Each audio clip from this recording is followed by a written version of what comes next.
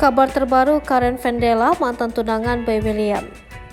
Boy William dan Ayu Ting Ting belakangan memang tengah jadi buah bibir. Makin hari kedekatan antara Boy William dan Ayu Ting Ting berhasil membuat baper.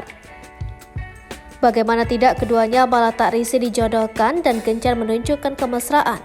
Meski sampai saat ini baik dari Boy maupun Ayu Ting Ting tak ada yang mengklarifikasi terkait hubungan keduanya. Sementara itu berbeda dengan Boy yang masih abu-abu soal hubungannya dengan Ayu Ting Ting. Karen Vendela justru tampaknya sudah menemukan tambatan hatinya. Karen Vendela sendiri dulu merupakan mantan kekasih Boy William. Keduanya bahkan sempat bertunangan dan akan menggelar pernikahan. Namun sayang seiring berjalannya waktu pernikahan tersebut batal diadakan. Dan kini Karen Vendela tampaknya sudah move on dari Boy.